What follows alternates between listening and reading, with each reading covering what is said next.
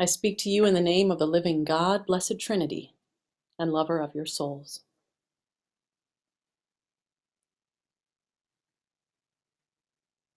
Simone Weil was born in France in 1909. As a child, she was described as intellectually precocious, attentive to details that others often missed. One morning, her parents gave her sugar with her tea, but she refused the drink.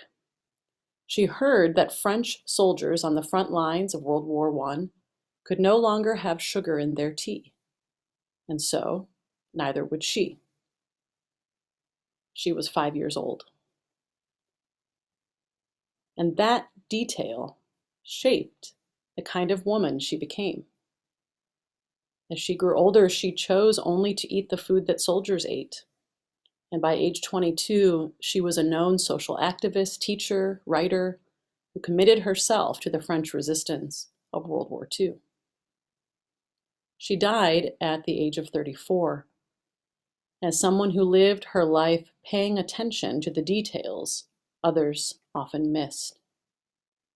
Details that ultimately shaped her life and legacy.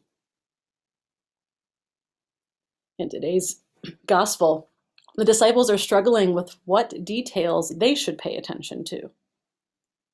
We find them huddled together behind a locked door, discussing an unusual situation. Mary had just reported to them that Jesus is no longer inside his tomb. Some even say they saw Jesus walking around outside his tomb. For these reasons, the disciples are confused and scared.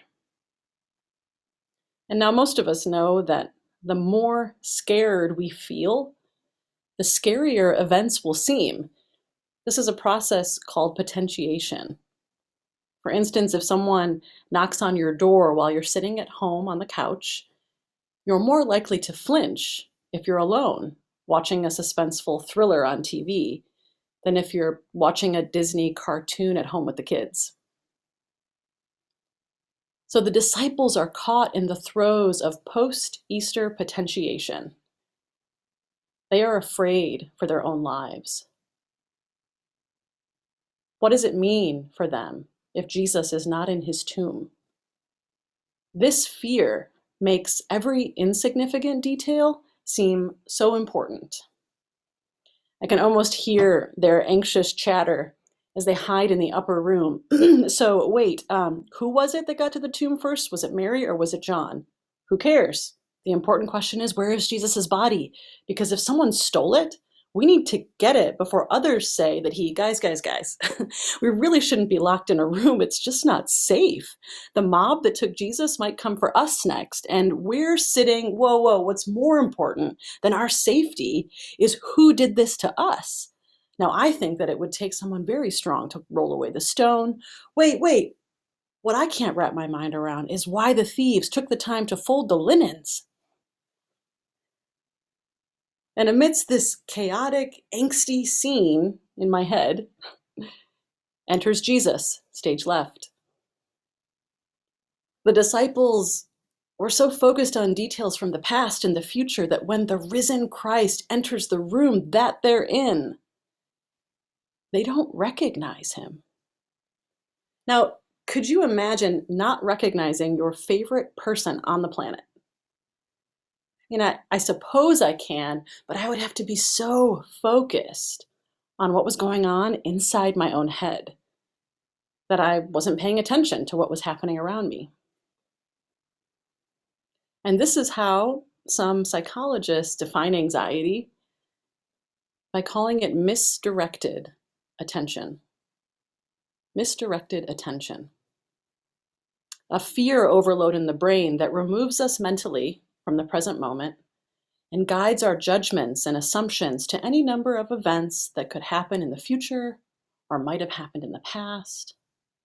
Our minds work furiously to connect these possibilities, and all the while our attention to the details happening right here, right now, is lost. Jesus has risen from the dead and has come to visit his best friends, to share the good news of the gospel for the first time, and they can't even see him. Anxiety can do this. It can cause us to see past each other, to miss the important moments in our lives, to miss the important things people are saying to us, doing for us, being for us. But we succumb to anxiety so easily because, like our bellies can crave too much food, our minds can crave misdirected attention. Because imagining possible futures offers us a false sense of control. Only in our minds can we be masters of time. Only here we can pause our imaginations and examine the past or the future as slowly and methodically as we want to. But in the present, time moves. And if we're not present to what's happening now, the present will pass us by.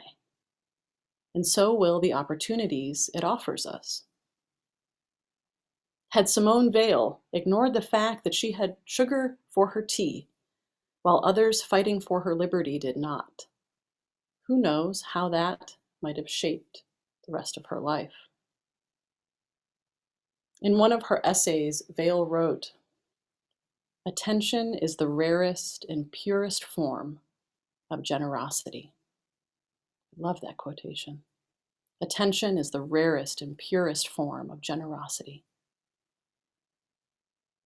It is a rare and pure and generous thing to be present to someone, to be with someone when you are with them. This is what we see from Jesus in this gospel story. When Jesus enters the room with his disciples, he pays attention to the details that matter. He pays attention to the people around him whom he loves. He sees the looks on his friends' faces. The text tells us they're startled and terrified.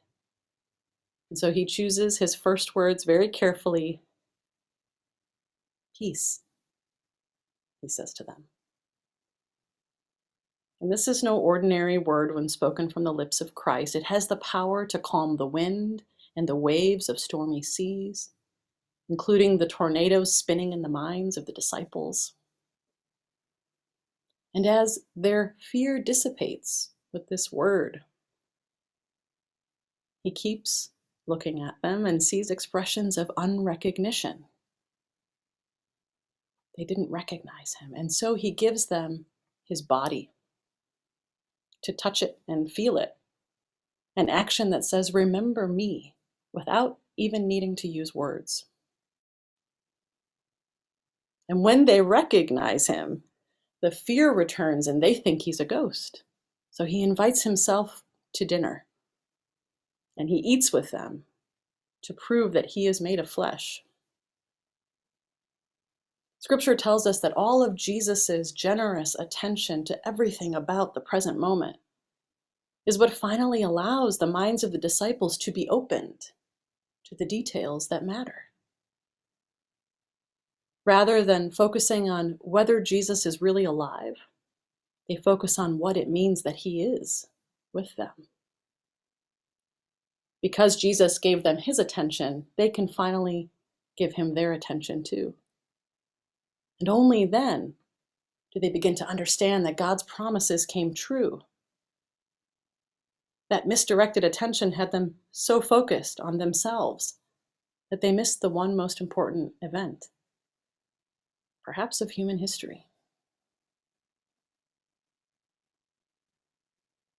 It takes courage to receive the peace that Jesus offers us when our attention is misdirected, to receive the invitation to still our minds and stay with the present moment. For Simone Weil, making a lasting impact on the world and living a life of self-sacrifice and courage to protect others all began with paying attention to one small detail during morning tea. Where might it begin with you? What details might you be missing around you that are clues to the kind of person you want to be the kind of person God is calling you to be with others? With what have you been misdirecting your attention or expending needless energy? What would it look like to receive the peace of Christ and still the waters of your own mind long enough to discern what matters to you and to God here and now? If you look close enough, you may notice a detail you missed that could shift the course of your own life and legacy. If you look close enough, you may even recognize that Christ is standing in the midst of you.